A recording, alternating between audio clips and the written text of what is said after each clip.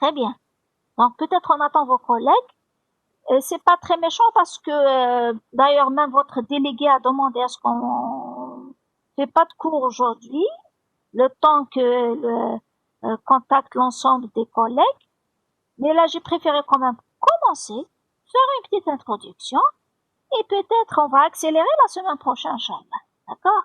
Pourquoi pas, je peux même vous envoyer la première série TD parce que la première série TD quand même elle nécessite pas trop de formalisme, il n'y a pas beaucoup de rien c'est très peu de choses à connaître pour pouvoir faire la série. D'accord? Donc, je vais quand même faire une toute petite introduction. On va essayer de commencer tout doucement le premier chapitre. Et puis, je vais vous envoyer par la suite la série de TD. Pourquoi je vous envoie la série TD? Pour ceux qui étaient avec moi l'année passée, je répète encore une deuxième fois. Et ils ont une idée sur la méthode de travail.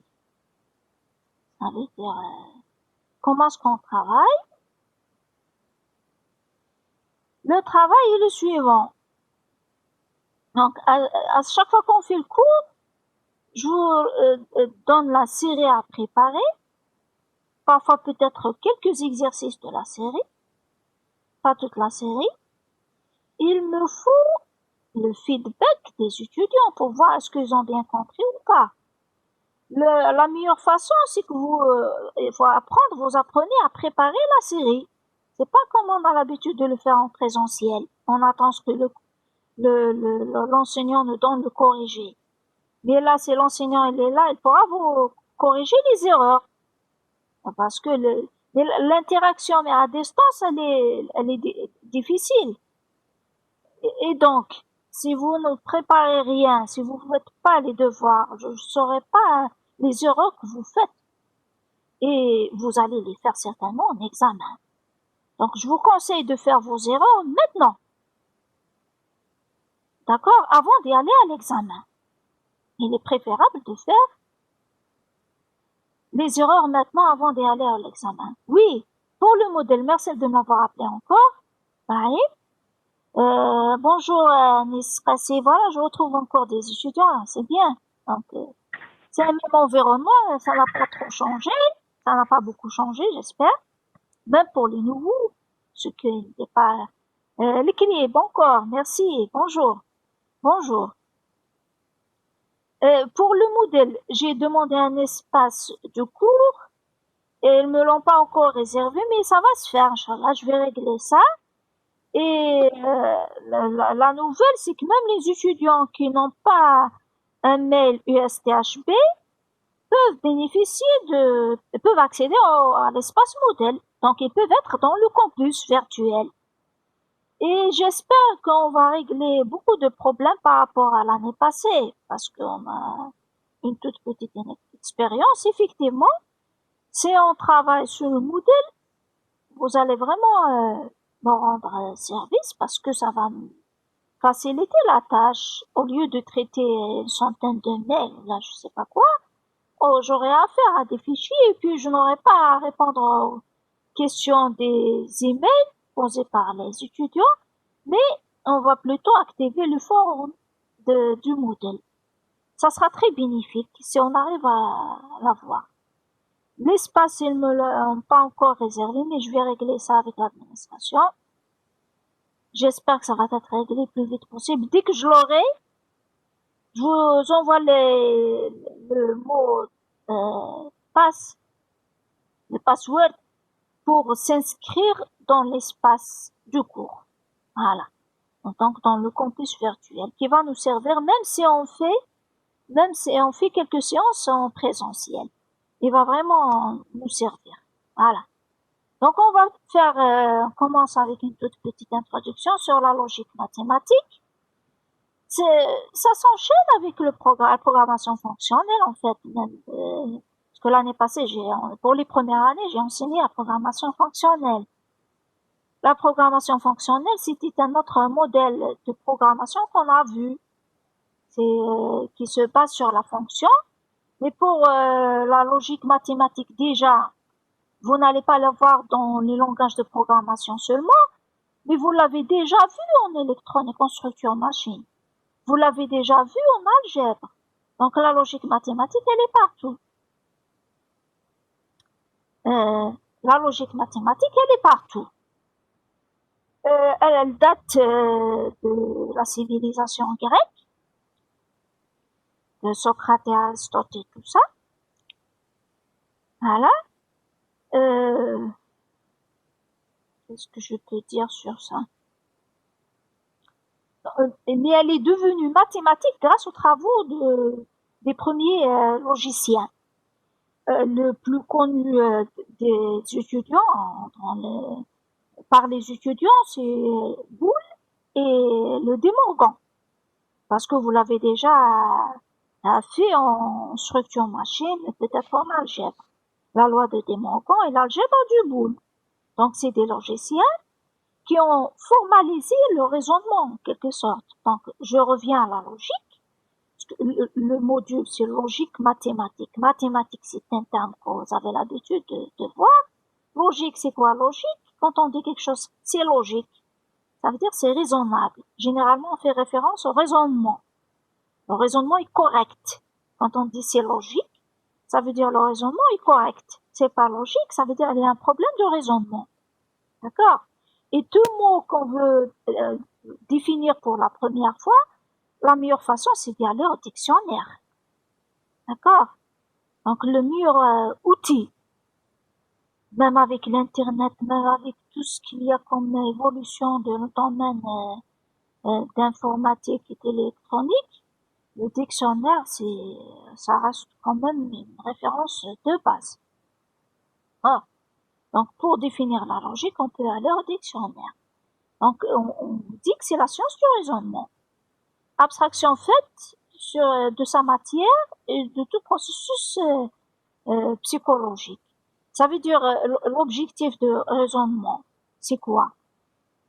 C'est que de passer d'abord, quand on parle de logique mathématique, de passer, formaliser les choses, ça veut dire passer au symbole. C'est ce qu'on a l'habitude de traiter en maths. On a l'habitude de traiter en maths plus des symboles. D'accord? C'est pas du texte. Parce qu'on peut faire, à vrai dire, le raisonnement au texte, Même le texte, on appelle ça, si vous voulez, l'argumentation du texte. Pour argumenter, par exemple, il y a des moyens qui permettent d'argumenter du texte. Que ce soit français ou autre langage. Attendez, je vais quand même passer au diapo pour mieux voir l'écran.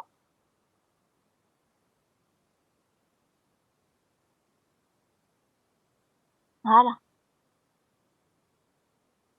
Très bien.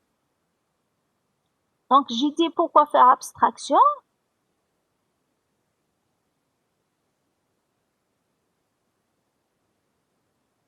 Je répète, donc, dans le dictionnaire, c'est la science du raisonnement. Même le technique, parce que quand on définit dans le dictionnaire, quand on définit un terme qu'on utilise, il faut le définir d'abord dans le dictionnaire, puis le technique. Même le technique, c'est la même définition qu'il donne. Je donne par exemple la définition donnée par l'auteur Bernadette Morris. Je vais vous le donner aussi dans la bibliographie parce qu'elle a un livre sur la logique classique qui peut être important pour vous, pour le cours, parce que pour le TD, c'est pas la même méthode qu'on pose les problèmes si vous voulez. Donc pour Bernadette, Maurice Bernadette, la logique est une science qui a pour but l'étude de raisonnement. Donc les deux font référence au raisonnement. J'ai dit que le raisonnement c'est quoi? Si on veut définir le raisonnement. Voilà. C'est quoi le raisonnement? Le raisonnement en réalité c'est la déduction. C'est la déduction. C'est la conclusion. Donc dire est-ce que c'est raisonnable? Ça veut dire est-ce que ce qu'on a conclu est correct en partant des hypothèses posées. Voilà. Donc, c'est quoi le raisonnement? C'est un peu long en texte, oui, merci. Nelson, vous n'arrivez pas à entendre? Abdenor, Touet. Est-ce que vous m'entendez?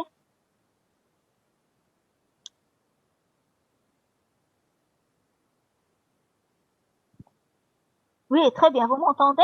Pour le texte, on peut faire de l'argumentation dans le texte. Il n'y a pas que c'est lent. Il n'y a pas que ça.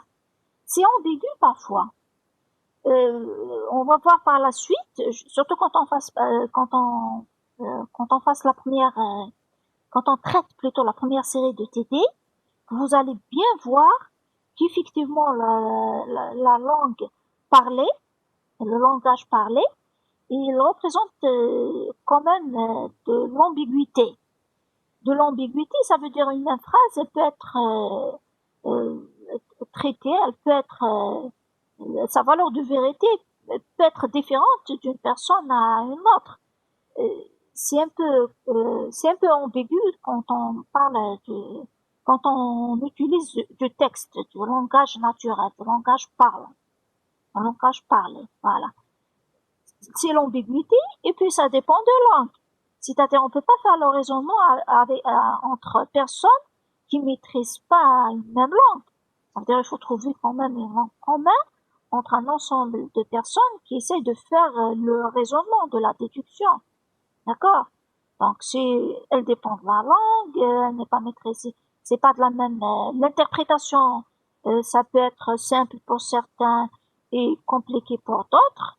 Donc, et puis, cette interprétation, elle peut être même différente, même pour une population qui maîtrise la langue. D'accord?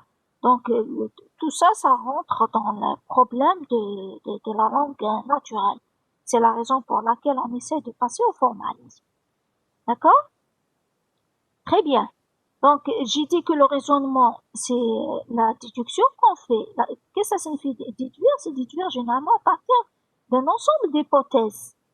Mais c'est pas n'importe comment, si on utilisait un certain ensemble de règles. Les règles pour les êtres humains, dès l'enfance, on s'habitue à construire, si vous voulez, ce qu'on appelle un système d'inférence, son propre système d'inférence. Et puis, plus le système d'inférence est développé, est très bien développé, plus le raisonnement chez la personne est très rapide et très correct. Je dis très correct, ça veut dire ça existe quand même. Un raisonnement qui n'est pas correct. Donc, pour arriver à déduire des choses correctes, des expressions correctes, il faut deux choses. Il faut partir des hypothèses correctes et utiliser des règles de raisonnement correctes. D'accord? Donc, ce qu'on va voir dans ce module, la logique mathématique, c'est plutôt, on va se baser beaucoup plus sur les règles d'inférence, les règles de déduction. Quel est le moyen qui permet d'arriver à des expressions correctes à partir des hypothèses ou des prémices correctes. D'accord? Donc c'est ça ce qu'on va traiter dans ce module. Donc la logique mathématique, ce qu'on va, j'ai dit ce qu'on va étudier ensemble, c'est le raisonnement. C'est quoi le raisonnement? C'est de déduire ce qui est vrai à partir de ce qui est vrai. Déduire ce qui est vrai à partir de ce qui est vrai. Et vous allez me dire c'est quoi ce qui est vrai? Donc on essaye de formaliser ce qu'on parle, ce qu'on pense, les expressions parlantes, d'accord? Et puis à partir de ces expressions, on essaye d'aboutir à des conclusions en utilisant les règles. C'est ces règles-là qui nous intéressent le long du module, d'accord? Et puis je reviens au langage parlé. J'ai dit qu'il y a le raisonnement, on peut raisonner aussi. La fameuse, peut-être le fameux exemple qu'on donne généralement pour le raisonnement, c'est cette phrase-là. Tout homme est mortel, Socrate est un homme, alors Socrate est mortel. Ça, c'est du raisonnement qu'on a utilisé. Les deux premières phrases, les deux premières expressions, c'est ce qu'on appelle les prémices ou encore les hypothèses. Et la déduction faite Socrate est mortel, c'est ce qu'on appelle la conclusion. D'accord? Donc, dans ce type de raisonnement, on trouve qu'il y a deux hypothèses, deux prémices, lesquelles, la première, tout homme est mortel. La seconde, c'est Socrate est un homme. À travers ça, on déduit que Socrate est mortel. C'est ce qu'on appelle le modus ponens. Pour ceux qui ont fait la philosophie, c'est le modus ponens. Donc, la contraposée, c'est comme si qu'il y a une implication ici, si vous voulez. Il y a une implication, tout homme est mortel. Homme implique mortel. Socrate est un homme, je déduis qu'il est mortel. D'accord? Donc, c'est ce qu'on appelle le modus ponens. La contraposée, si vous voulez, c'est l'inverse de cette implication. L'implication, elle est là. Tout homme, c'est X est un nombre, alors elle est mortelle. Ça, il y a de l'implication. S'il n'est pas mortel, alors c'est pas un nombre. D'accord? Donc, c'est la contraposée. Si on fait du raisonnement en utilisant la contraposée, c'est ce qu'on appelle le modus tollens. On va voir tout ça dans les chapitres qui suivent. Je parle pas de l'appellation, vous n'êtes pas censé apprendre ce terme modus ponens, modus tollens. C'est juste pour vous dire d'où est-ce que vient le raisonnement. C'est la base du raisonnement. C'est la philosophie qui est la base du raisonnement. D'accord? Donc, mais ça ne permet pas de faire un raisonnement très correct si on passe pas au formalisme, il faut modéliser. Donc, c'est la raison pour laquelle on parle de la logique mathématique. La logique mathématique, elle trouve beaucoup d'applications, de plus en plus, des applications très variées, entre autres dans la logique, dans la programmation logique, telle que le Prolog, qui utilise des systèmes d'inférence. Le Prolog, c'est pas un langage impératif, c'est pas comme le C, le Pascal, le Java et tout ça. On donne pas les instructions qui permettent de résoudre le problème, non. Mais on donne ce qui est vrai dans le Prolog, on donne ce qui est vrai et on essaie de vérifier la véracité d'une expression, par exemple. Est-ce que à partir de cet ensemble d'hypothèses, on peut déduire ça ou non? C'est ça le Prolog. Elle trouve aussi ses applications, la logique mathématique en intelligence artificielle, dans la représentation des connaissances, en robotique et en jeux vidéo, en traitement des langues naturelles et autres. Elle trouve plusieurs applications en logique mathématique. D'accord? En électronique, par exemple, pour permettre aux constructeurs de circuits, par exemple, de faire le circuit le plus court possible, le plus simplifié possible. Par exemple, si vous utilisez l'algèbre du boule, c'est grâce à l'algèbre du boule qu'on peut trouver le circuit le plus simple possible qui permet de un certain travail. Donc en électronique, vous l'avez déjà touché. Très bien. Qu'est-ce que ça signifie maintenant modéliser, passer au formalisme? Ça veut dire quoi? Ça veut dire c'est comme si qu'on va définir un nouveau langage. C'est un langage logique. Pour définir ce nouveau langage, comme tout autre langage parlé, on est obligé de commencer par une syntaxe. Donc la syntaxe, qu'est-ce qu'elle contient? Des mots, si vous voulez. Les mots sont composés de quoi? Ils sont composés de l'alphabet et ainsi. Donc il faut d'abord définir ce qu'on appelle les symboles de langage. Pour formaliser, il faut définir le symbole de langage. Qu'est-ce qu'il faut définir aussi? Parce qu'on va faire le raisonnement. Pourquoi passer, pourquoi modéliser? C'est pour faire le raisonnement. Et donc, il faut définir quelles sont les règles de ce raisonnement. Le système de déduction, si vous voulez. Quelles sont les règles qui permettent de déduire ce qui est vrai à partir de ce qui est vrai. Et enfin, une fois que les mots sont construits, une fois que la phrase est construite, c'est l'ensemble des symboles, et on peut faire du raisonnement, quelle est la signification de ces phrases, par exemple? C'est ce qu'on appelle la sémantique. En logique, la seule sémantique que peut avoir une phrase, c'est soit qu'elle est vraie, soit qu'elle est fausse. Donc, elle ne peut pas avoir d'autre sens, si vous voulez. Une expression logique, vous avez l'habitude d'utiliser les expressions logiques, tel que le cas par exemple des expressions arithmétiques. Une expression arithmétique, le résultat d'évaluation, c'est un chiffre, c'est un réel, c'est un... Voilà. Par contre, le résultat d'évaluation d'une expression logique, son sens, c'est soit qu'elle est vraie, soit qu'elle est fausse, soit qu'elle est évaluée à vrai, soit qu'elle est évaluée à sens. Donc il faut donner un sens à tout ça. Très bien. Donc modéliser veut dire tout ça. Voilà.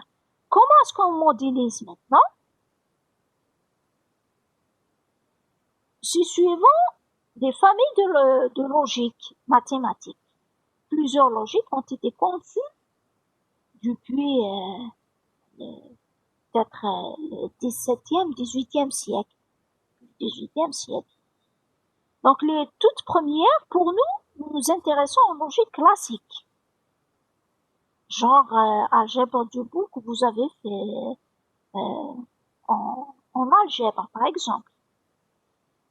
Parce que d'autres logiques sont apparues.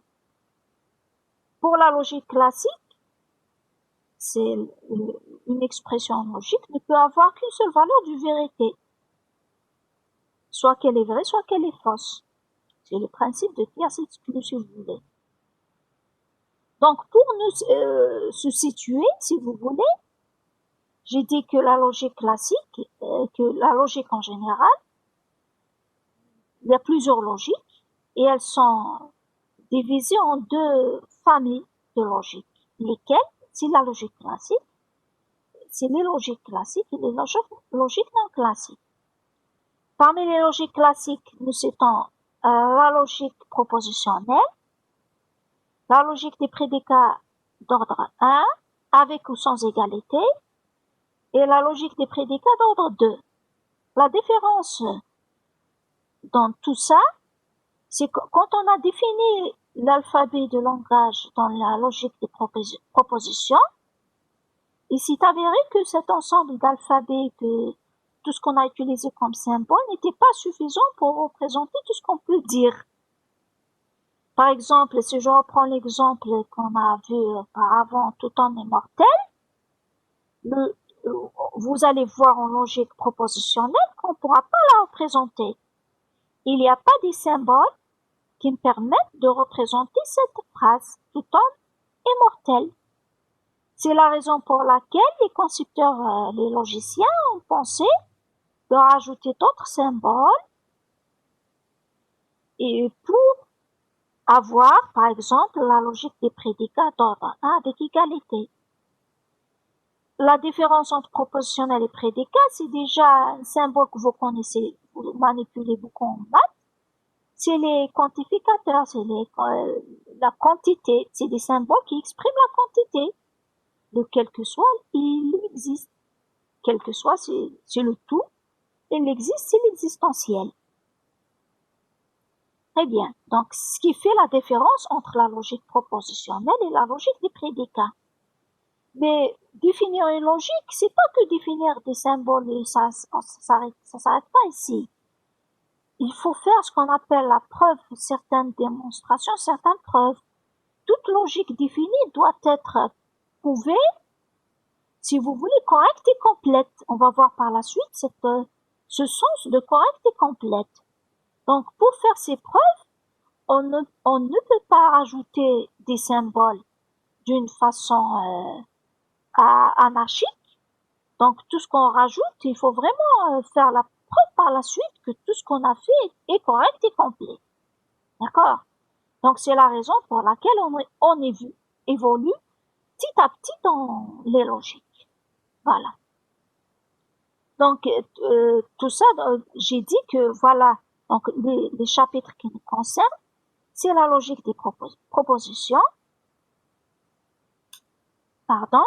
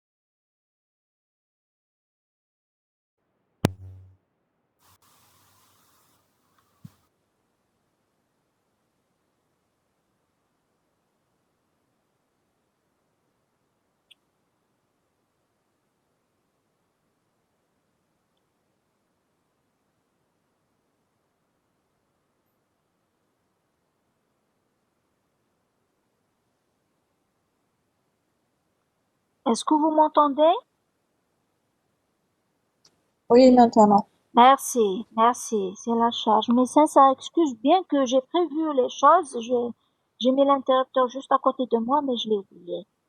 Mais sincère excuse. J'espère que l'enregistrement est toujours en cours. Oui, l'enregistrement est toujours en cours. Très bien. Donc, j'ai dit que on évolue petit à petit en logique. Pour la logique non classique, je peux vous donner par exemple la logique floue. Euh, Plutôt, elle utilise la véracité avec un certain pourcentage, donc avec une certaine probabilité, si vous voulez. On dit qu'elle est vraie, elle est à tel pourcent vraie, à tel pourcent fausse. Donc une expression peut ne pas être vraie tout à fait, ou fausse. Ça peut être moitié vraie, moitié fausse, par exemple. Temporel, j'imagine que ça utilise le temps aussi. Multivalué, ça veut dire ça, il y a d'autres valeurs de vérité que c'est autre que le vrai ou le faux qu'on connaît. Pour nous, c'est pas tout ça qui nous intéresse. C'est plutôt la logique propositionnelle et la logique des prédicats avec égalité, d'ordre 1 avec égalité. Donc c'est quelque chose qui est très simple.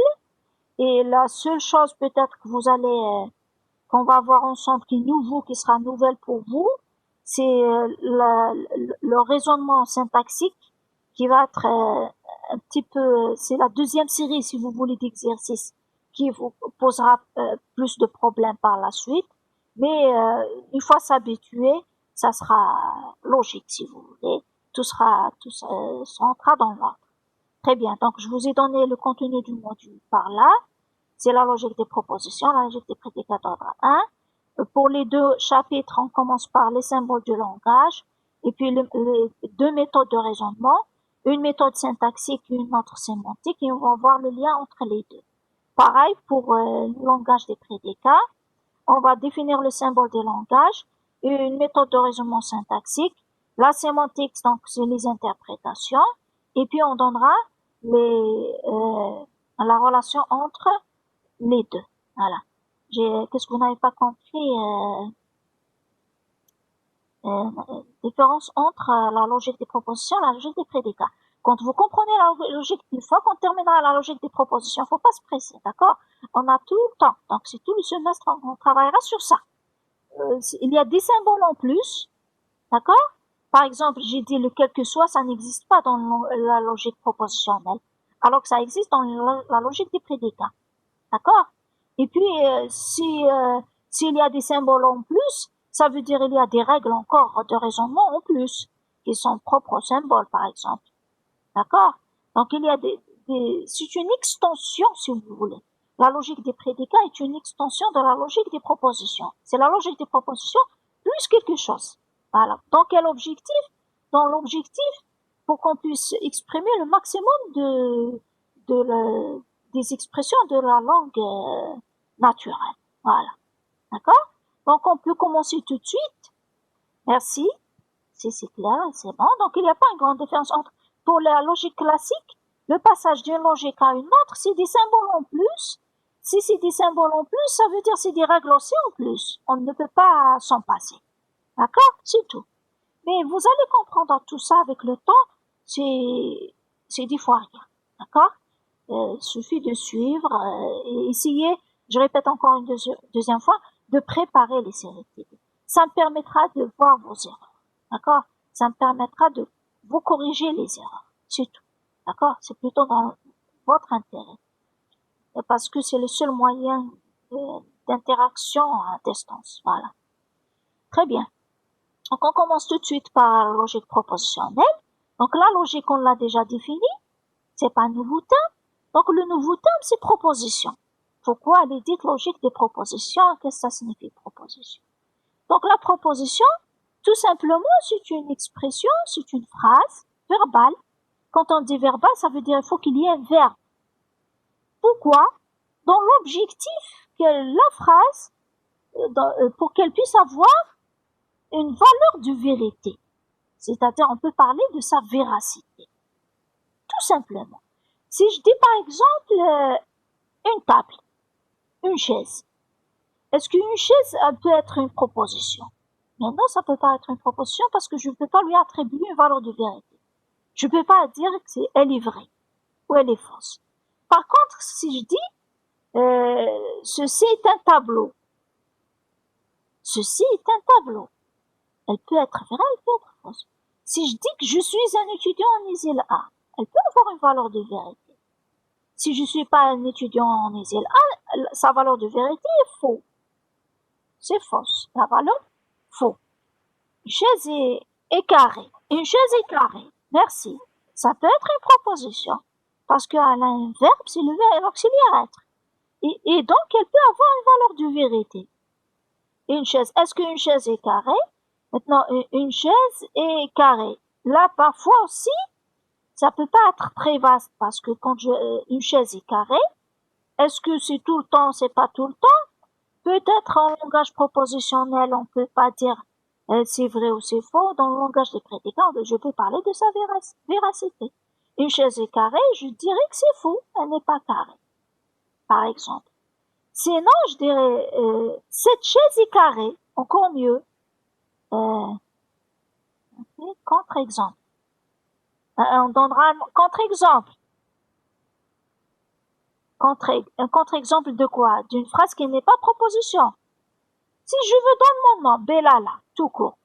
Est-ce que Belala, ça peut être une proposition? Non, parce qu'elle peut pas être une valeur de vérité. Si je vous dis que je suis Belala, je suis votre enseignante de module logique, oui, je le suis, ça veut dire elle est vraie. Je suis votre enseignante d'algorithmique, non, elle est fausse. C'est une phrase qui est fausse. Ça veut dire c'est une proposition. Parce que j'ai pu dire est-ce qu'elle est vraie ou fausse, tout simplement. D'accord? C'est ça. Donc, c'est la raison pour laquelle on opte pour qu'elle soit une phrase qui a un verbe. C'est clair. Merci. Très bien. Très bien. 2 est plus grand que 3. Est-ce que c'est une proposition? Ben oui. Fausse. Parce que 2 n'est pas plus grand que 3. 3 plus 5 vaut 6. C'est une proposition? Oui. Fausse. C'est une proposition fausse. D'accord? Il fait beau. Il fait beau pour moi, peut-être c'est une proposition fausse, parce que là où je suis, il fait pas très beau. D'accord? Pour certains, peut-être c'est une proposition fausse. Ce qui est plus important, c'est que c'est une proposition. Pourquoi? Parce qu'elle peut avoir une valeur de vérité, tout simplement. D'accord? Donc, toute phrase qui peut avoir une valeur de vérité est considérée comme proposition. Mais faites attention. Si je dis par exemple, il fait beau et je vais sortir. Ça, c'est pas une proposition. Pourquoi? Parce qu'elle est composée. Donc, la proposition, c'est quelque chose qui est élémentaire. D'accord? Elle est atomique. Une proposition, c'est quelque chose que je ne peux pas décomposer. D'accord? Et donc, c'est ça. Là. Je rentre maintenant dans le langage. Donc, j'ai défini la proposition. C'est exactement, elle fait référence aux variables propositionnelles.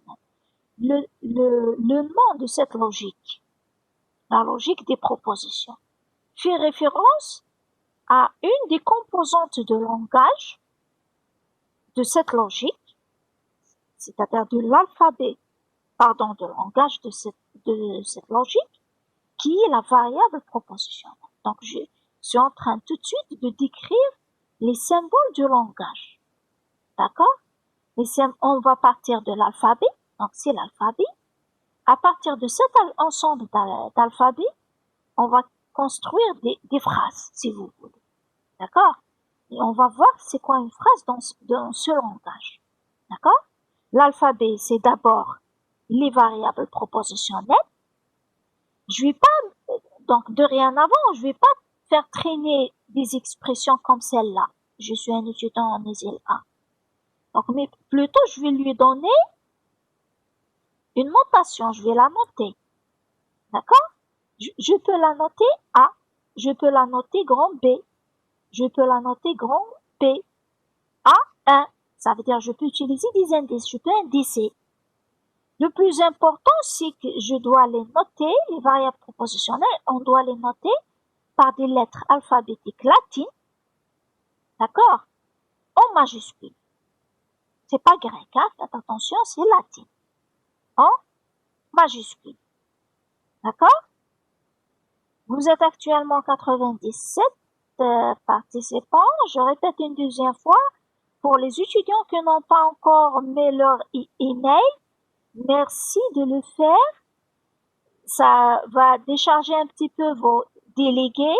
J'aurai directement à faire, je peux contacter directement l'étudiant.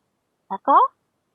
Maintenant, vous avez peut-être mon mail, soit que vous me l'envoyez par mail, mais l'idéal, c'est de le remettre à l'administration et c'est l'administration qui le remet aux enseignants. Ça vous évitera de donner votre mail à chaque enseignant, à l'ensemble des enseignants. C'est toutes les lettres latines. Non, c'est pas toutes les lettres latines, les symboles de langage. Les symboles de langage, c'est les variables propositionnelles.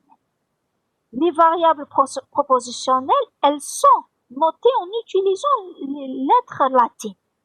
D'accord? Mais n'importe quelle lettre latine majuscule. D'accord? Ça veut pas dire qu'à chaque lettre est associée une phrase. Parce que c'est suivant l'environnement. Je peux faire le raisonnement, par exemple, dans un poste police, pour faire, par exemple, ou dans le domaine juridique, dans le tribunal. Par exemple, si je fais une enquête, j'utilise la logique propositionnelle pour faire une enquête. J'ai besoin de noter les expressions pour en faire une déduction. Là, c'est à moi de voir quelles sont les lettres que j'utilise. Mais c'est pas la lettre A est associée à telle expression. C'est non. Telle expression, je la note telle. Je la note par la lettre telle. C'est à moi de choisir. D'accord? C'est à moi de choisir quelle lettre, tout à fait. Donc, je peux choisir n'importe quelle lettre de l'alphabet. D'accord? Maintenant, par exemple, là, j'ai mis A, peut-être c'est une coïncidence que ça soit avec la section A, mais je peux la noter P, Q, autre que ça, pourvu que ça soit une lettre latine en majuscule, puis c'est tout. C'est bon? C'est ce qu'on appelle une variable propositionnelle. Je répète, donc, c'est une phrase courte qui peut avoir une valeur de vérité vraie ou faux. C'est bon? Très bien. Donc là, j'ai donné des exemples. Et puis, avant de vous envoyer le cours, les diapos, je vais en rajouter encore d'autres exemples parce que là, je les fait vraiment à la dernière minute. Je les ai fait à la dernière minute, mes diapos. Donc, je vais compléter. Pour ceux qui ont l'habitude de travailler avec moi, j'en ai l'habitude de compléter, de corriger avant de vous envoyer les diapos. Donc, je vais compléter les diapos, je les corrigerai si je trouve des erreurs, et puis je les enverrai avec le cours enregistré. Pour vous et pour les collègues peut-être qui n'ont pas pu assister au cours. D'accord? L'autre alphabet de langage. Donc quand je dis alphabet de langage propositionnel, ça, je parle pas de l'alphabet ABC qu'on connaît. Mais non, l'alphabet de langage, c'est premièrement les variables propositionnelles. Ça fait partie de l'alphabet. Et le reste, c'est juste une notation. Très bien.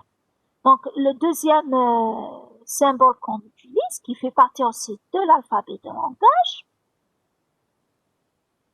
c'est ce qu'on appelle les connecteurs logiques. Voilà, donc il manque un S déjà par là. Donc, je vais corriger tout ça. Donc, les connecteurs logiques ou encore les opérateurs logiques, les opérations logiques, vous les appelez aussi les opérations logiques. De la même façon que dans les expressions arithmétiques, vous avez le plus, le moins, le slash, l'étoile et je sais pas quoi. Dans des expressions logiques, vous avez aussi les opérateurs logiques qui sont le et logique, le ou logique, le non, l'implication, la double flèche, l'équivalence, et puis peut-être d'autres. On va voir par la suite, ça existe même d'autres. On peut définir vous-même, vous pouvez définir d'autres. D'accord? Le XOR, le NOT AND, le NOT OR, et ainsi. D'accord? Mais ce qui nous intéresse dans tout ça, ce sont deux connecteurs qui nous intéressent. Il n'y a que deux connecteurs qui nous intéressent. Lesquels? C'est la conjonction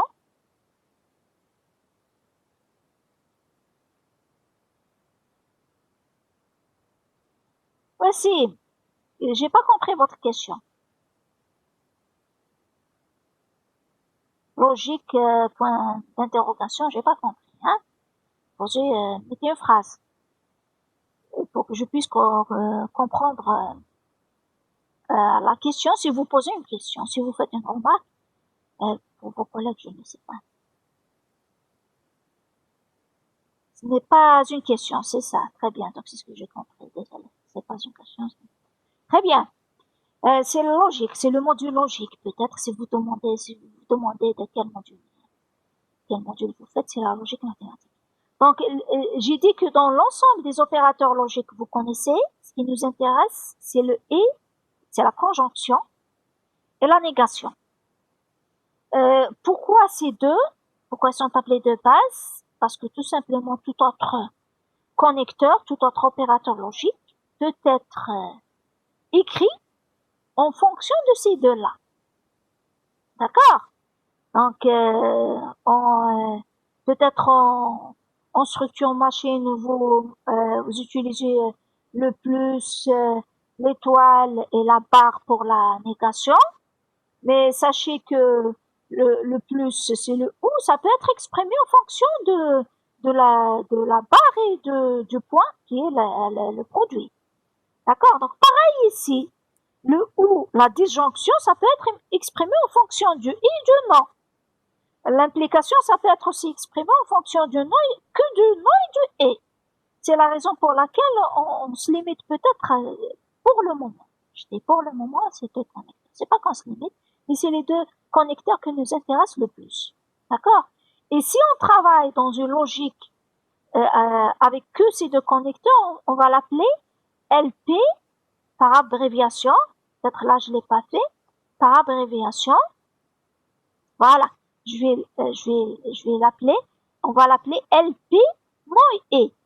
Pour dire que c'est plutôt une logique, dans la logique propositionnelle, dont on n'utilise que ces deux connecteurs, le non et le et. Ça veut dire quoi? Toute autre formule qui est écrite en fonction de d'autres connecteurs doit être réécrite en utilisant ces deux connecteurs, tout simplement. D'accord? Très bien. Donc, pour l'alphabet, ce qu'on utilise donc, je répète, c'est le variable propositionnel, c'est les connecteurs logiques. J'ai pas mis aussi un autre symbole, les parenthèses. Les parenthèses ne font pas partie aux expressions, mais ça me permet peut-être d'enlever parfois certaines ambiguïtés. D'accord? Donc, une expression qui contient des parenthèses nous permettra de voir, ou plutôt de bien cibler les sous-expressions qui vont être évaluées au premier avant les autres. D'accord? Vous avez l'habitude d'utiliser des parenthèses même dans les expressions arithmétiques. Donc, je vais rajouter dans cette diapo les parenthèses ouvrantes et fermantes. D'accord? Très bien. Donc, l'ensemble de l'alphabet, c'est les variables proportionnelles, c'est les connecteurs logiques, c'est les parenthèses. À partir de ces trois-là, on peut écrire des expressions logiques. Les expressions logiques, on ne va plus les appeler les expressions logiques. Si vous voulez, à travers des mots, on va écrire des phrases. Mais qu'est-ce que ça représente les phrases pour nous? Ne sont autres que ce qu'on appelle des formules propositionnelles. D'accord? Donc, une phrase, en français, c'est pas une phrase, en fait. Qui peut être composite, hein? D'accord? Il peut être simple et elle peut être composite aussi. Ça correspond plutôt à une formule dans la logique des propositions. Une formule propositionnelle. D'accord? Dans une formule propositionnelle, par exemple, je ne peux pas avoir une parenthèse ouvrante sans la fermante. Je ne peux pas avoir Par exemple, une conjonction entre une seule formule seulement. Il faut qu'il y ait deux formules pour que je puisse avoir une expression bien formée. On parle aussi de formule bien formée. Voilà. Une formule bien formée, encore une expression bien formée. Je préfère là, je vais le noter aussi. FBF pour dire formule bien formée. EBF pour dire expression bien formée. D'accord? Maintenant, c'est une formule, de la même façon que la variable propositionnelle, elle est notée avec des lettres alphabétiques. Une formule, par contre, elle est notée, plutôt elle est notée, les variables propositionnelles par des lettres alphabétiques latines. Pour les formules propositionnelles, avec des lettres, c'est pas latine, mais plutôt grecque. D'accord? C'est le alpha, le bêta, le delta, le gamma et autres. Et c'est quoi une formule? J'ai dit, donc je peux par exemple, je vais écrire, je sais pas si vous arrivez à voir. Merci, Brian. Effectivement, c'est la dernière chose qu'on va voir ensemble, c'est l'ordre d'évaluation. Très bien. Donc, les parenthèses, ça nous permettra d'imposer un certain ordre d'évaluation. Mais même si on fait pas des parenthèses, on s'y évalue une expression. On s'y évalue une expression. De la même façon que, par exemple, en maths, si vous avez le x plus y fois z, vous saurez évaluer cette expression même sans les parenthèses. Grâce à quoi? Grâce à l'ordre d'évaluation des connecteurs qui est attribué, c'est conventionnel en fait. D'accord? Donc, on va travailler par convention, par un certain ordre d'évaluation de connecteurs. Donc, vous êtes d'accord avec moi que dans cette expression arithmétique, l'étoile est évaluée avant le plus. D'accord? Par convention, elle a une liste de priorité. Oui, il y a une liste de priorités que je vais vous donner, justement. D'accord? Je vais vous donner, mais pas avant de décrire encore les formules. D'accord? Pas avant de vous donner quelques, au moins, exemples de formules. D'accord? Il y a l'ordre d'évaluation de quoi? Des connecteurs. Mais je préfère quand même expliquer encore mieux les formules propositionnelles. Ça, le 2. Le 2 est plus grand que 3. Je rappelle que c'est une variable propositionnelle. Elle aussi, elle peut représenter une formule propositionnelle. Je vais éclaircir cette notion de formule propositionnelle avant de donner l'ordre. J'ai dit que c'est la dernière des choses. Je peux la noter alpha. Voilà. Et c'est la plus simple formule propositionnelle. Si je donne un autre exemple, cet exemple, par exemple, 2 plus grand que 3, voilà, elle est là. Et vous voyez que j'ai utilisé une conjonction. Et mes excuses, je devais peut-être, je vais voir par la suite si ça nécessite d'installer le tableau virtuel, je vais le faire, hein, d'accord, pour être à l'aise, pour travailler à l'aise. Si par contre le présentiel, on aura pas mal de séances en présentiel, on va se contenter on va pas utiliser le tableau virtuel. Je vais noter alpha. Maintenant, je vais rajouter une autre variable propositionnelle. Et 5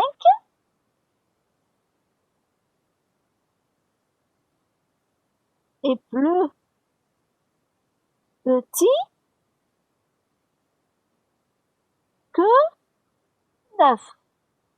D'accord? Vous êtes d'accord que ça, c'est le P. Je peux dire, c'est le P. Et je vais insérer la conjonction.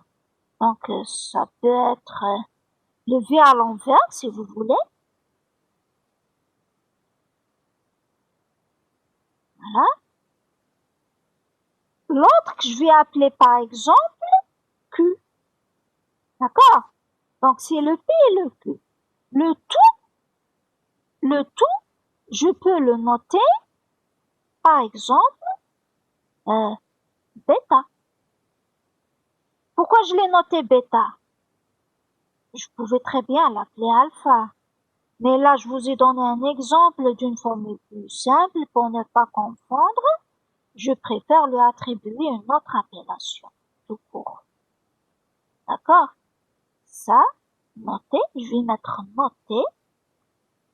C'est une formule. Voilà. Tout ça, une formule notée bêta.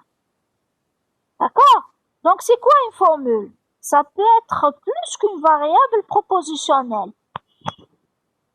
C'est un ensemble de variables propositionnelles qui sont attachées avec elles à travers quoi? Qui sont combinées, si vous voulez, entre elles, en utilisant quoi? En utilisant les connecteurs. D'accord? Donc, une formule propositionnelle, c'est plus qu'une variable propositionnelle. C'est un ensemble de variables propositionnelles et une formule, plutôt c'est une combinaison de variables propositionnelles et de connecteurs. Si je note 5 est plus petit que 9 et que 5, maintenant je vais vous donner la négation. Mais pas.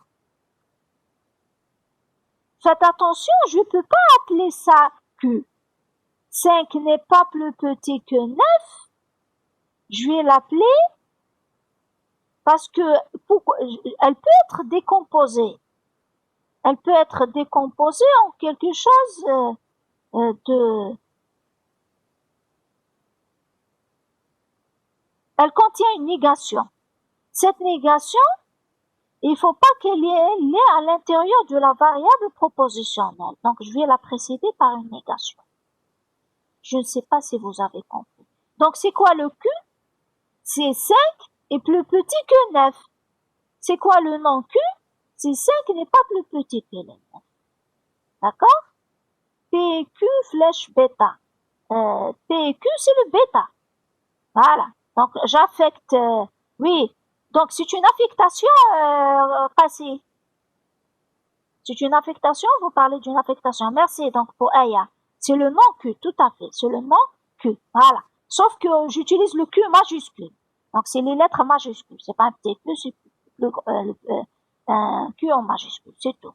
Voilà. Donc, c'est comme si que j'affecte. C'est une affectation. Voilà. On peut à chaque fois modifier le contenu d'une proposition. C'est pas que j'ai modifié. Là, pour ne pas écrire une deuxième fois.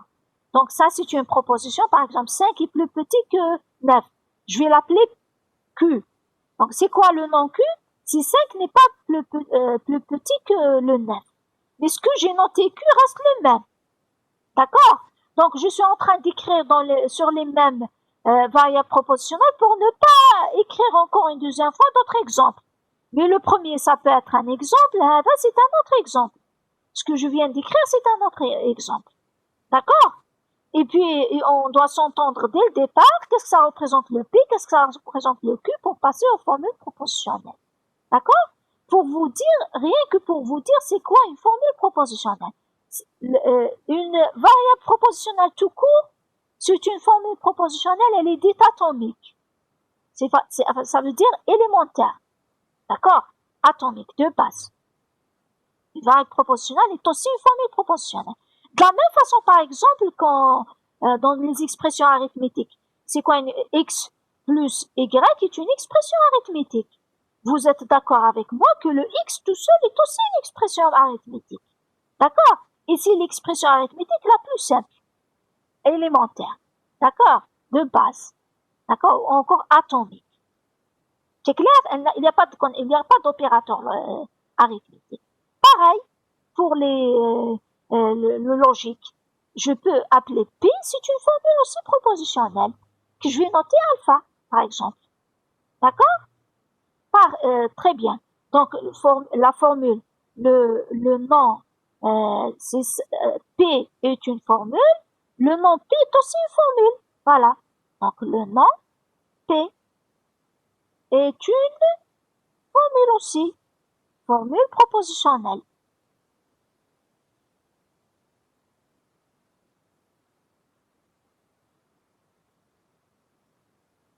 Voilà. Donc, je ne sais pas si c'est clair pour tout ça. Variable propositionnelle. Si je mets par exemple le nom P, si je rajoute encore des parenthèses, allez, je vais donner encore un autre, le nom, pardon, nom, P, mais cette fois-ci, je vais rajouter des parenthèses. C'est aussi une, voilà, je vais rajouter, est aussi une formule, est une formule propositionnelle. Le P, voilà, je vais mettre P est une variable propositionnelle que je peux noter, que je note par exemple, note alpha. Je peux noter alpha. D'accord? Donc, pour vous dire, quel est le P, c'est alpha. Oui, c'est égal, oui, le alpha, c'est égal à P. Voilà. Si vous voulez écrire, donc c'est le alpha. Quelle est l'expression de alpha? C'est le P. Quelle est l'expression de bêta? Maintenant, je vais, voilà. C'est quoi le bêta? Que vaut le bêta? Voilà. Que vaut le bêta? Voilà. Le bêta, il vaut P et non Q. Voilà. D'accord? P et non Q. INC. Donc, que vaut le delta, par exemple? Donc, pour chaque formule propositionnelle, toute formule propositionnelle, c'est quoi la différence entre? C'est quoi la différence? Je vais voir entre quoi et quoi? Entre non P, merci pour cette question. Il n'y a pas de différence. D'accord? De la même façon que vous écrivez par exemple, il n'y a pas de différence entre non P et non P entre parenthèses. Si vous écrivez en arithmétique par exemple, si vous écrivez en arithmétique, le x plus y, d'accord? X plus y, tout court, ou encore vous mettez x plus y entre parenthèses. Est-ce qu'il y a de différence? Est-ce qu'il y a de différence entre les deux? Il n'y a pas de différence. D'accord? Par contre, entre variable propositionnelle et formule propositionnelle, c'est une grande différence. La formule propositionnelle, elle contient des variables propositionnelles plus des connecteurs. D'accord? C'est comme si cette expression, c'est une formule propositionnelle. D'accord? Le x, c'est la variable propositionnelle, si vous voulez. D'accord? Donc, c'est la chose la plus élémentaire. C'est la phrase la plus simple à l'intérieur d'une formule propositionnelle. C'est clair? Je ne sais pas si c'est clair, mais formule propositionnelle, elle est en fonction de variables propositionnelles et des connecteurs. Voilà. Donc, je peux donner par exemple, mais si on a non P et Q, c'est différent de dire tout à fait, non, tout à fait, merci. J'ai dit que les parenthèses, parfois, elles peuvent être enlevées. Mais c'est pas tout le temps. C'est un très bon exemple, merci. Donc, je vais le reprendre, l'exemple de votre collègue. Merci. Donc, je vais l'écrire par là. Je vais effacer cette histoire de des expressions arithmétiques. Merci pour votre, voilà. Là, je vais copier la proposition de votre collègue, la question de votre collègue, en fait. Elle est là, contrôle initial. Et puis, je vais la coller par là. Non, on ne peut pas. C'est pas grave. C'est pas grave. Copier. Coller. C'est, on peut le faire. Sauf que je vais enlever la question elle-même. Voilà. Donc, votre collègue pose la question suivante. Quelle est la différence? C'est clair que cette formule, je peux l'appeler alpha, n'est pas la même que celle-là. D'accord? Maintenant, pour celle-là, je peux enlever les parenthèses, donc on va tout de suite vous parler des priorités. D'accord? C'est ce qu'a évoqué votre collègue. L'ordre d'évaluation des connecteurs. Comment on peut utiliser le non et le et pour exprimer les différentes propositions comme l'implication?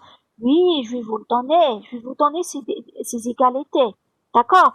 Donc, je vais vous donner tout de suite les définitions, oui, merci. Et puis après, l'ordre d'évaluation des connecteurs, parce que dans l'ordre d'évaluation des connecteurs, on va inclure le tout, même les flèches, et double flèches et tout. C'est une définition, je pense. C'est une définition, hein, commutative. Le nom est, on ne peut pas parler de, vous êtes d'accord que le nom, il est monaire. Je l'ai indiqué en haut. Et par contre, il est binaire. Donc, la commutativité, c'est, en arabe, tabdil. Tabdil, je peux pas parler de tabdil s'il n'est pas binaire. Donc, X relation Y, Y relation X. Opération plutôt, parce que je parle des opérations commutatives, c'est pas des relations. D'accord? Une opération commutative, c'est une définition. Vous parlez de quoi une définition? Donc, je vais vous donner la définition tout de suite. Le alpha flèche bêta, je vais effacer tout ça.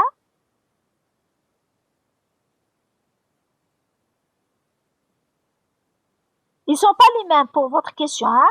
Le nom P et Q, donc vous allez voir qu'ils sont pas les mêmes suivant l'ordre d'évaluation du connecteur que je vais vous donner. Alpha flèche bêta est égal à la négation. C'est le nom. Oui, je vais écrire le nom. Le nom alpha et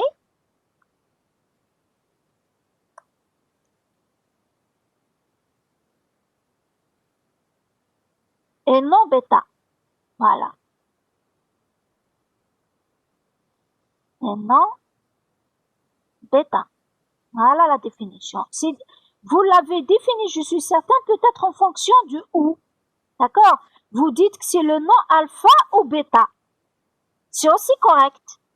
Parce que si vous distribuez, si vous voulez, ce nom sur la conjonction, ça donne le nom alpha, le nom est, c'est un ou, non bêta, c'est un bêta.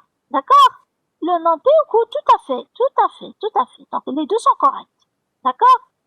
Non P, donc, mais pour nous, on va utiliser cette définition que je viens de vous donner. Pourquoi?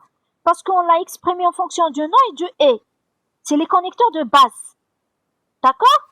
Par contre, si vous utilisez le ou, c'est pas un connecteur de base, mais on peut toujours revenir au nom et. D'accord? C'est les connecteurs de base. Oui, on utilise le ou en algèbre. Très bien, tout à fait. Donc il faut toujours faire référence par rapport à ce que vous connaissez déjà. Ça reste toujours correct. Tout ce que vous avez appris en logique, plutôt en algèbre, c'est correct. Mais par contre, Nebo, vous avez utilisé cette expression. Faites très attention à ce symbole. D'accord? Parce que là, pour nous, c'est cette flèche. Si vous remarquez, elle n'est pas dupliquée. D'accord? Donc, la flèche qu'on a utilisée, j'ai pas mis égal. J'ai mis ce symbole. C'est important. D'accord? Parce qu'on utilisera encore ce même symbole que votre collègue a fait, mais pour indiquer autre chose. Donc, faites très attention.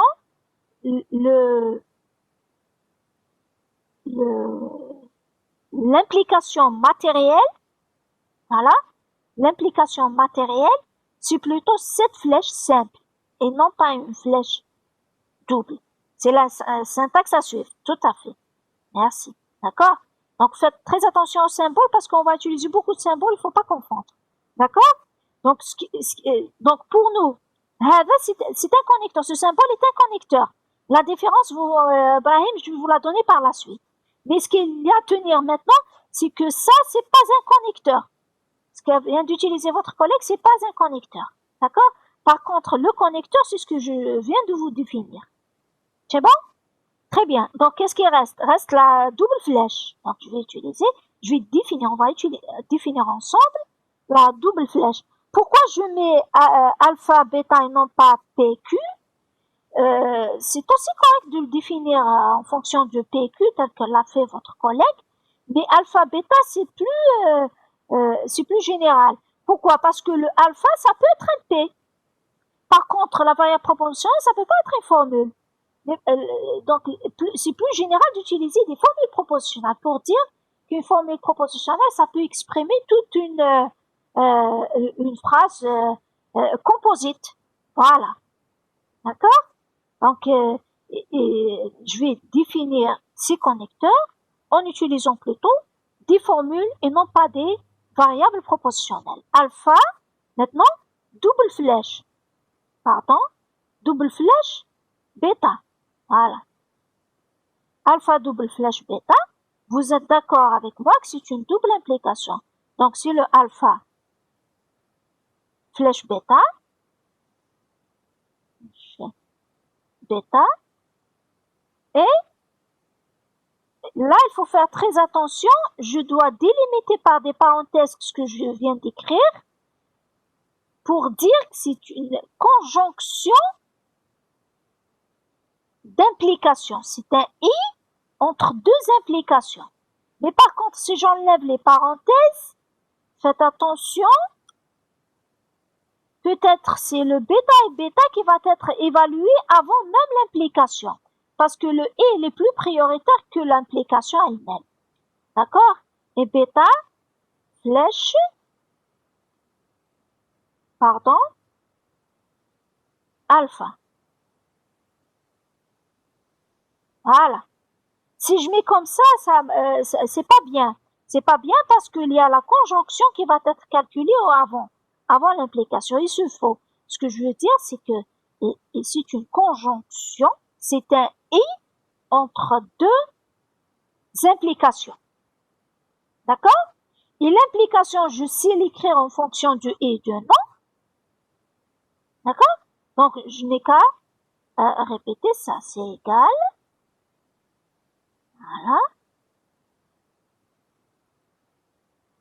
Voilà. J'espère que vous suivez, hein. Le tableau n'est pas grand, mais j'espère que le message est bien suivi. Le cours est bien suivi. Et, c'est une conjonction, donc je vais écrire le connecteur et, voilà. Pareil, pardon. Tout ça, sauf qu'il faut interchanger entre le alpha et le bêta. Voilà. Voilà, je vais mettre plutôt bêta par là et alpha par là. C'est clair? Donc vous avez la définition de flèche, double flèche. Qu'est-ce qui reste?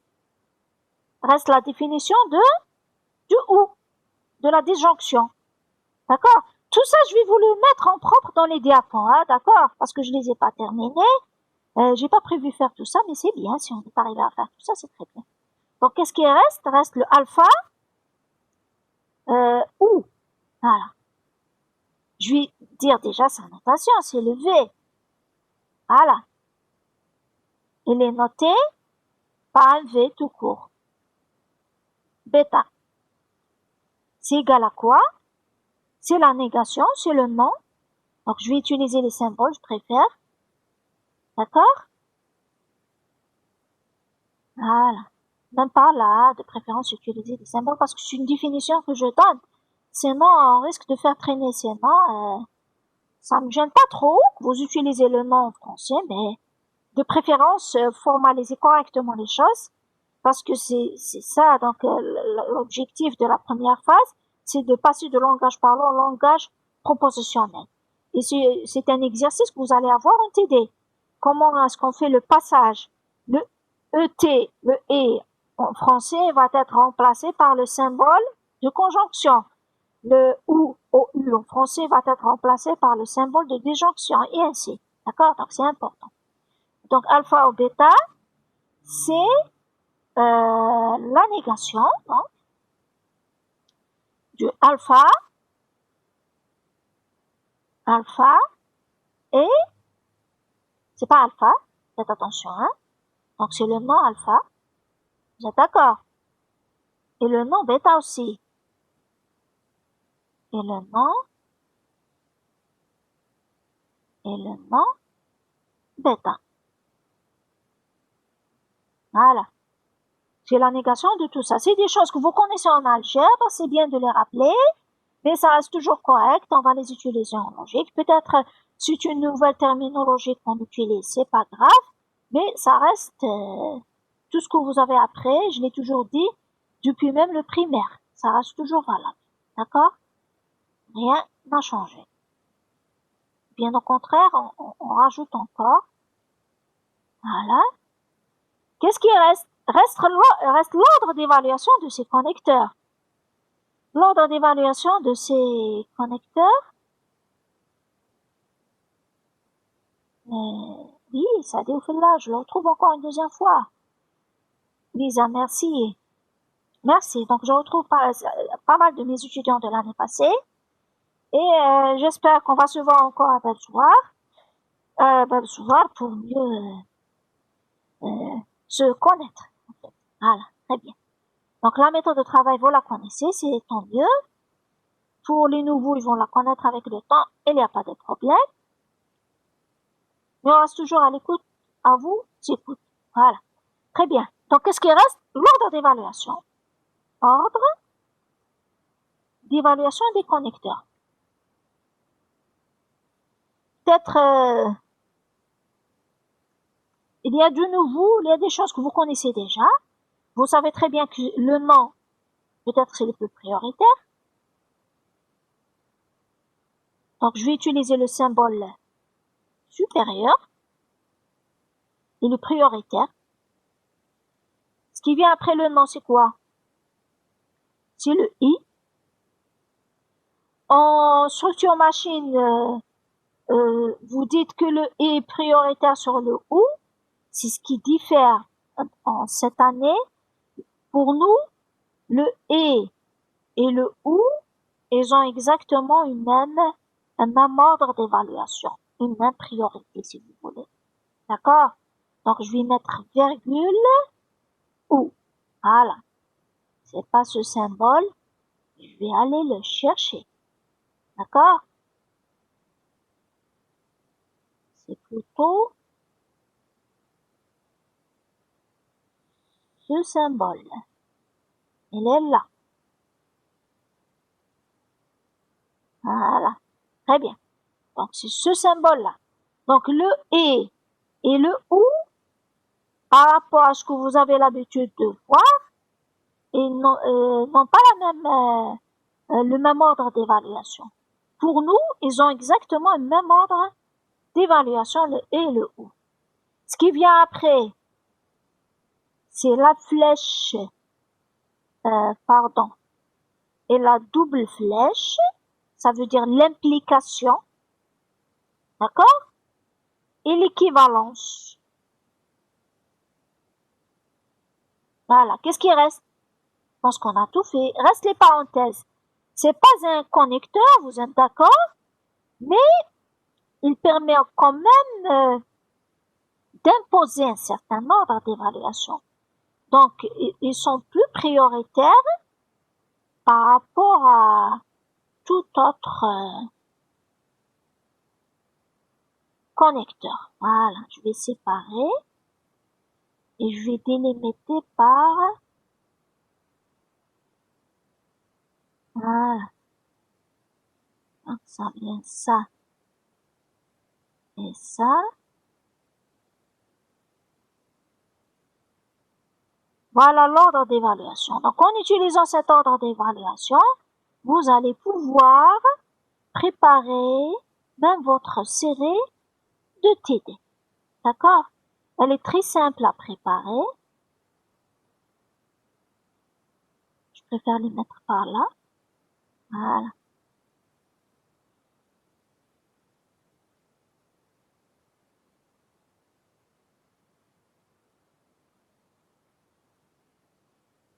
Et puis, ça en dernier. C'est bon? S'il n'y a pas de questions à poser, pouvez-vous répéter l'ordre d'évaluation? Oui. Si j'ai par exemple, pour mieux comprendre l'ordre d'évaluation, je vais encore, je vais vous donner des exemples. L'idéal, c'est de vous donner des exemples. Je vais faire un diapo Vite. Voilà.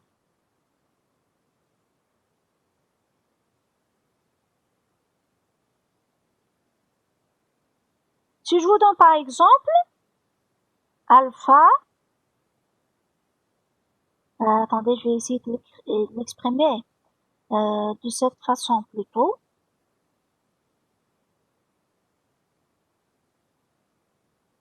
J'avais fait des exemples quelque part. Non, plutôt alpha bêta. Là, je mets alpha bêta, alpha, voilà. C'est pas grave. Je peux même utiliser des variables propositionnelles au lieu de faire traîner des variables propositionnelles. P, si je vous dis P et je vais recopier d'abord cette dernière ligne, ça me permettra d'avoir les connecteurs et puis l'ordre d'évaluation que je vous ai qu'on vient de d'écrire. Voilà. Très bien. Donc on va le faire tout de suite. Voilà. Premier exemple. P et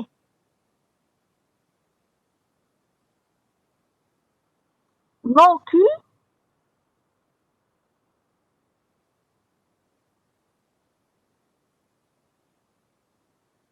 si je mets des parenthèses par là. Voilà. Et je mets des parenthèses extérieures, si vous voulez, pour délimiter la formule entière. Le document, oui, je vais vous l'envoyer. Je vais le mettre en propre, je vais compléter le cours, je vais vous l'envoyer. Il n'y a aucun problème pour ça. D'accord? Je vais vous envoyer le cours, je vais vous envoyer la série de TD à traiter, à préparer. D'accord?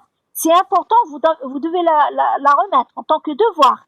Et vous pouvez demander aux collègues qui étaient avec moi l'année passée, les devoirs, ça va vous servir en fin de semestre. D'accord? Il faut absolument que vous préparez la série de TD. D'accord? La meilleure façon de comprendre le cours, c'est de préparer la série de TD. Très bien. Donc, si je mets cette formule-là, elle peut être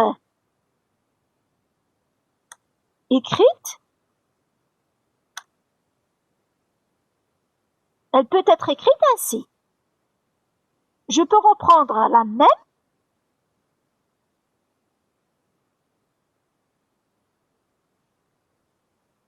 Je peux en prendre la même. Est-ce que je peux enlever les parenthèses les plus externes? Oui, tout à fait, parce que les parenthèses les plus externes, je peux toujours les enlever. Ça n'impose aucun ordre d'évaluation. Ça rajoute aucune information de plus. Donc elles sont en plus. Je peux les omettre. D'accord? Très bien.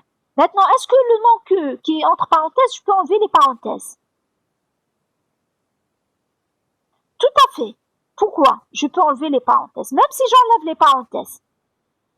Dans cette formule, la sous-formule qui va être évaluée au premier, c'est le nom Q. Pareil ici. Pourquoi? Parce que tout simplement, le nom est prioritaire sur le et. Vous avez le et, vous avez le nom. C'est nécessairement le nom qui va être calculé avant la conjonction. D'accord? Ça veut dire, c'est comme si qu'on n'a pas fait de parenthèse.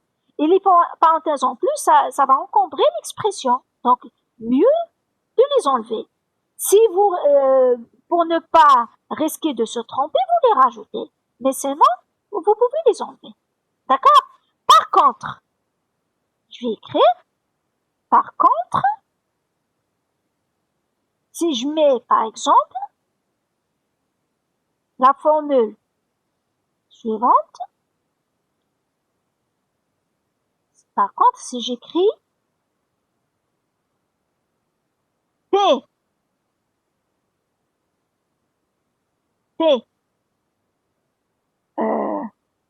attendez, je vais reprendre la même chose, pardon, la même formule avec quelques modifications, plutôt je vais mettre le nom de tout ça. C'est la proposition de votre collègue, hein. Je vais effacer le nom, sauf peut-être qu'elle a utilisé les flèches, mais je vais utiliser la conjonction, c'est pareil. D'accord? Maintenant, pour ces parenthèses, est-ce que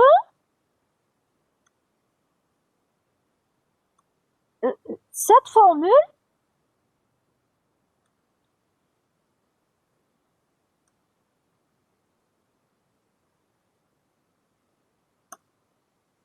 est-ce qu'elle représente la même chose que la même sans les parenthèses? Si je vous pose cette question, quelle est la réponse?